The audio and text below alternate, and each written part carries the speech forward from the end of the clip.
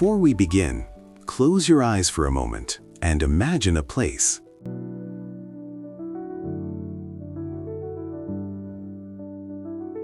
Imagine a land where a king once commanded 100 nations, where poets wrote verses that still make people cry 1,000 years later, where mountains hold snow in summer and deserts bloom in spring, where the smell of saffron drifts through ancient bazaars and the call to prayer echoes from minarets that have stood for 8 centuries.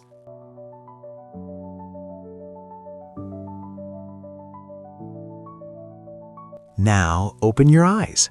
That place is real. It has a name. Its name is Iran.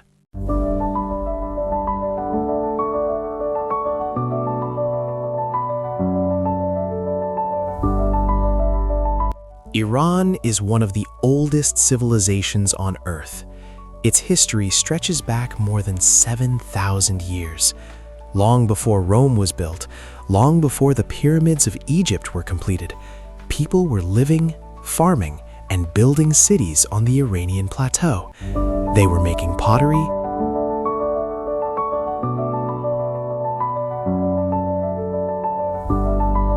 The answers they found in religion, in art, in architecture, in poetry still shape the world today.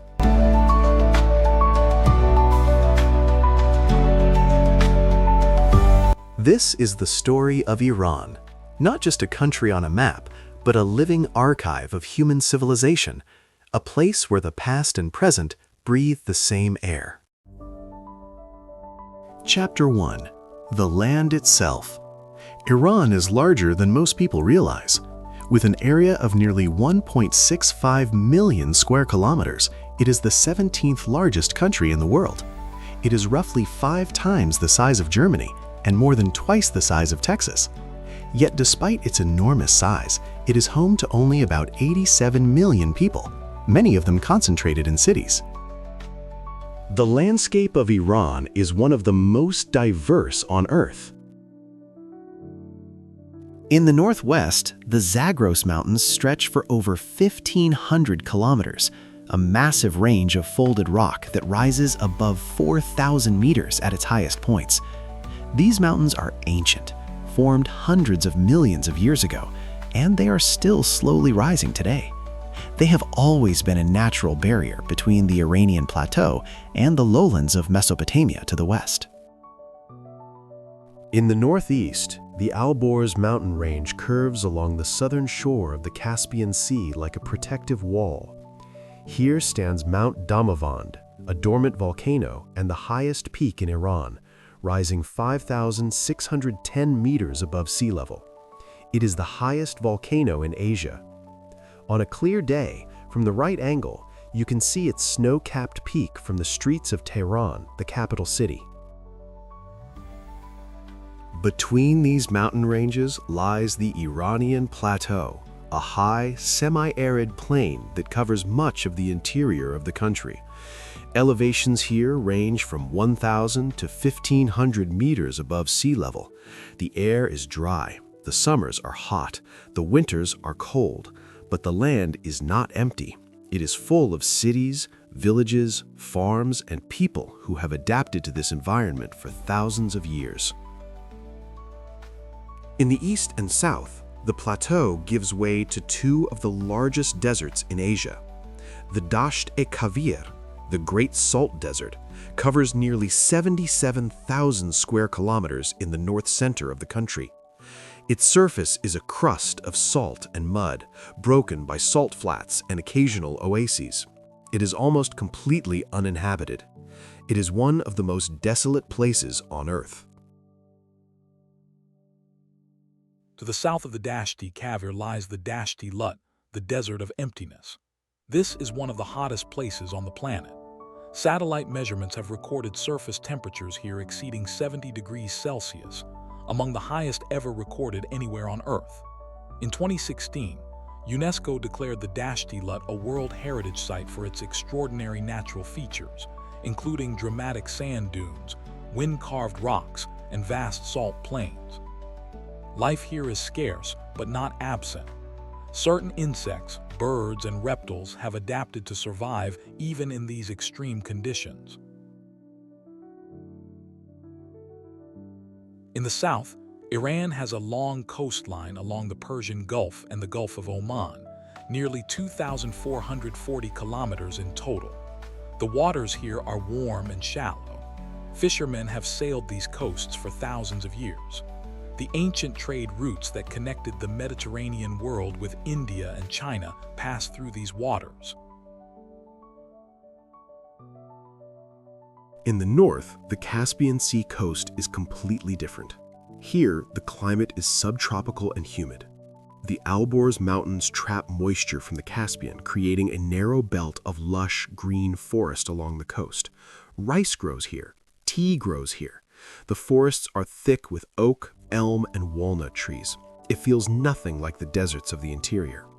This diversity of landscape, from subtropical forests to salt deserts, from snow-capped volcanoes to warm Gulf coasts, is one of the defining features of Iran. It is not one country, it is many countries in one. Chapter 2. 7,000 Years of Civilization. The story of human settlement in Iran is extraordinarily long. The earliest evidence of settled communities in Iran dates back to at least 7,000 BCE, roughly 9,000 years ago. At sites like Chogamish in the southwest and Tepe Sialk near Kashan, archaeologists have found the remains of ancient villages where people grew wheat and barley, kept cattle and goats, and made pottery decorated with geometric patterns. By 4,000 BCE, these villages had grown into towns. By 3000 BCE, the first cities were emerging. The Elamite civilization, centered in the southwest of modern Iran, were among the earliest urban cultures in the ancient world. They had their own writing system, their own gods, their own kings. They traded with Mesopotamia, the civilization between the Tigris and Euphrates rivers in what is now Iraq, and sometimes fought with them. For more than 2,000 years, the Elamites were a major power in the ancient Middle East. Their capital, Susa, known today as Shush, was one of the great cities of the ancient world. Archaeologists excavating Susa have found treasures that span thousands of years of continuous occupation, from 4000 BCE all the way to the medieval Islamic period. It is one of the oldest continuously inhabited cities on Earth. But the civilization that truly put Iran at the center of world history arrived around 550 BCE. His name was Cyrus.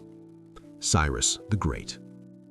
Cyrus was the king of a small Iranian tribe called the Persians, who lived in the region of Fars in the southwest of modern Iran. In 550 BCE, Cyrus defeated the Median Empire to the north, which had dominated the region for over a century. Then he defeated Lydia, the wealthy kingdom of western Anatolia, ruled by the famously rich King Croesus. Then, in 539 BCE, he conquered the mighty Babylonian Empire, one of the most powerful civilizations on Earth at the time. In less than 20 years, Cyrus had built the largest empire the world had ever seen. It stretched from the Aegean Sea in the west to the borders of India in the east. It included parts of modern Turkey, Syria, Iraq, Jordan, Egypt, Afghanistan, and Pakistan. It ruled over dozens of different peoples, speaking dozens of different languages, worshiping dozens of different gods. And here is what made Cyrus truly extraordinary. He did not try to destroy what he conquered. He did not force conquered peoples to abandon their languages, their religions, or their customs. He allowed the Jews exiled in Babylon to return to their homeland and rebuild their temple in Jerusalem. He worshipped the Babylonian god Marduk when he entered Babylon as a sign of respect. He allowed local rulers and customs to continue functioning under Persian authority. These principles were recorded on a clay cylinder, the Cyrus cylinder, discovered in Babylon in 1879 and now housed in the British Museum in London in England. Many historians consider it one of the earliest documents in human history to articulate the idea of religious tolerance and respect for different peoples. The Achaemenid Empire that Cyrus founded was continued and expanded by his successors. Cambyses II conquered Egypt. Darius the Great extended the empire to its maximum size, roughly 5.5 million square kilometers, and reorganized it into a sophisticated administrative system of provinces called satrapies. He built the famous Royal Road, a paved highway stretching 2,700 kilometers from Susa to Sardis in modern Turkey, allowing messages and troops to move with unprecedented speed. Darius also began construction of Persepolis, the ceremonial capital of the Achaemenid Empire, located near modern Shiraz. Construction continued under his son Xerxes and his grandson Artaxerxes. The result was one of the most magnificent cities of the ancient world. Persepolis was not a place where the kings lived permanently. It was a place where they held ceremonies, received foreign delegations, and celebrated the Persian New Year, Nowruz. Its grand staircases, carved with images of delegations from all the nations of the empire, formed a visual encyclopedia of the ancient world. Scholars have identified the costumes and gifts of peoples from Lydia, Egypt, India, Ethiopia, Babylon, and dozens of other nations carved into the stone. In 330 BCE, Alexander the Great of Macedon captured and burned Persepolis. The reason is debated by historians. Some say it was a deliberate political act, a symbolic revenge for the Persian burning of Athens 150 years earlier. Others say it was a drunken accident during a celebratory party. Whatever the reason, the palace complex was destroyed by fire. The ruins that survive today, the great columns, the carved staircases, the gate of all nations, are only a fraction of what once stood there. But they are enough to take your breath away. After Alexander, Iran was ruled by the Seleucid Greeks, then by the Parthians, an Iranian dynasty from the northeast, for nearly 5 centuries. Then, in 224 CE, a new Iranian dynasty rose to power, the Sasanians. The Sasanian Empire was the last great pre-Islamic Iranian empire. It ruled for over 4 centuries and at its height controlled territory from modern Turkey and Egypt in the west to Pakistan and Central Asia in the east. It was the direct rival of the Roman and later Byzantine Empire for control of the ancient world. Wars between these two superpowers shaped the Middle East for centuries. The Sasanians were brilliant builders, administrators, and patrons of art and culture. They developed sophisticated irrigation systems, built cities, and created stunning works of art in metal, textile, and architecture. Their rock carvings at Naxcha-Rostam and Bishapur remain some of the finest examples of ancient Iranian art still visible today. In 651 CE, the Sasanian Empire fell to the armies of the newly united Arab tribes, inspired and organized by the new religion of Islam. This was one of the most significant turning points in Iranian history and in world history.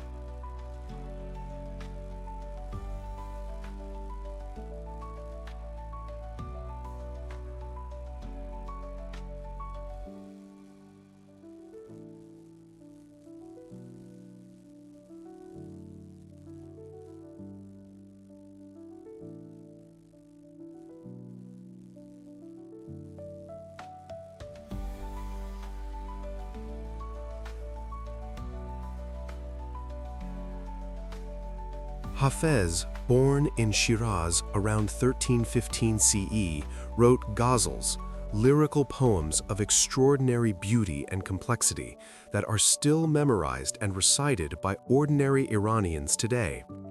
His collected poems, the Divan-e-Hafez, can be found in almost every Iranian home. People use it for a traditional practice called Fal-e-Hafez, opening the book at a random page and reading the verse as guidance for a question or decision.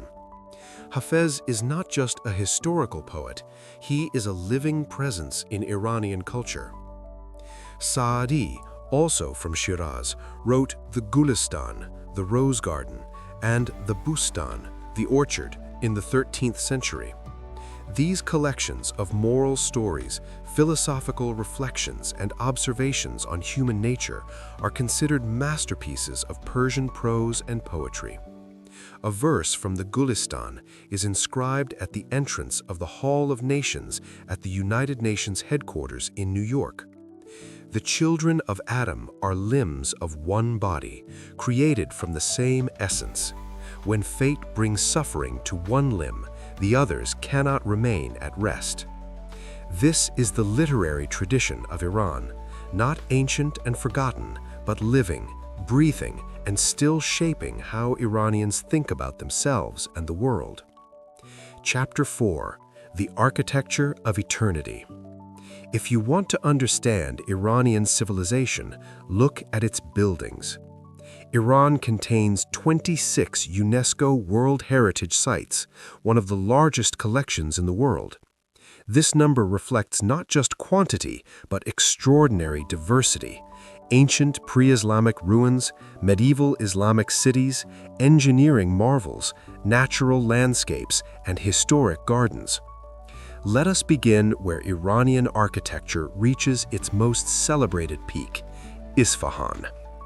Isfahan, known in Persian as Nesf-e-Jahan, meaning half the world, was declared the capital of the Safavid Empire in 1598 by Shah Abbas the Great.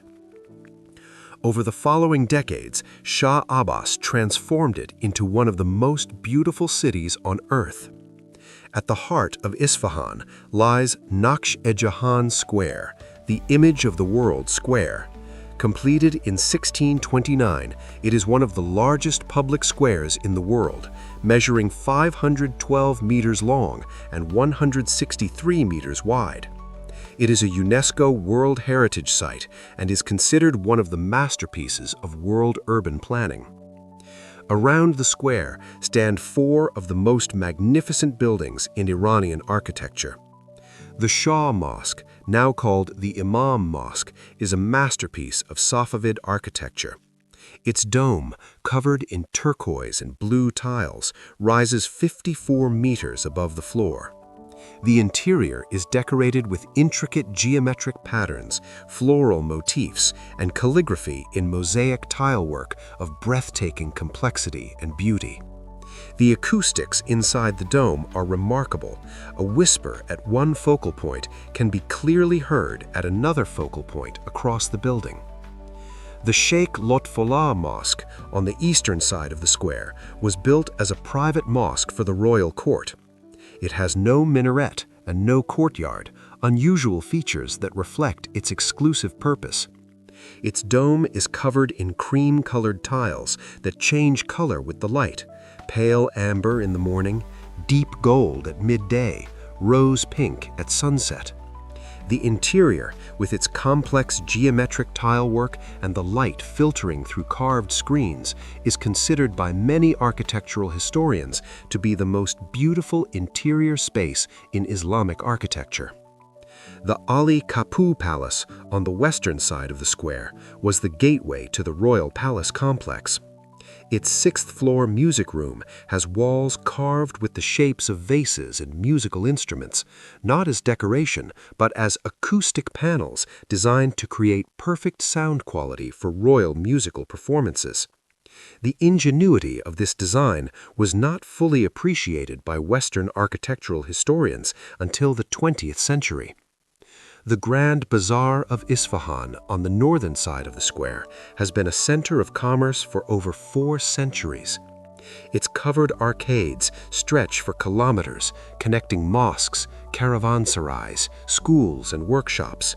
The smell of spices, leather, and wool mingles with the sound of hammering from the coppersmith section and the soft murmur of negotiation from the carpet dealers. But Isfahan is not the only architectural wonder of Iran. Persepolis, mentioned earlier, dates to 520 BCE and remains one of the most impressive archaeological sites in the world. The Apadana Palace of Darius the Great, with its 72 columns originally rising 20 meters high, was designed to hold 10,000 people. The carved reliefs on its staircases, showing delegations from 23 nations of the empire bringing tribute, are among the finest examples of ancient sculpture anywhere on Earth. The ancient city of Yazd, in the center of the Iranian plateau, is one of the oldest continuously inhabited cities in the world. Some estimates suggest it has been occupied for over 7,000 years. Its old city, built of mud brick, is a UNESCO World Heritage Site. Yazd is famous for its distinctive wind towers, badgirs, ancient air conditioning systems designed to catch prevailing winds and direct cool air into buildings below. This same technology, developed over thousands of years, is now being studied by modern engineers designing sustainable buildings. Yazd is also one of the main centers of Zoroastrianism, one of the world's oldest monotheistic religions, founded by Prophet Zoroaster, possibly as early as 1500 BCE. Zoroastrianism was the dominant religion of the great Iranian empires, Achaemenid, Parthian, and Sasanian. Today, Iran's Zoroastrian community numbers around 25,000 people.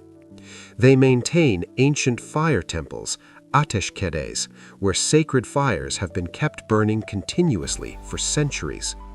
The fire at the Yazd Ateshkede reportedly has been burning since 470 CE, over 1,500 years.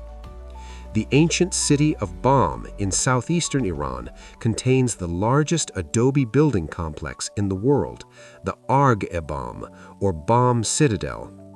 Built entirely from mud brick, palm wood, and straw, the citadel dates back at least 2,000 years and was continuously inhabited until the 19th century.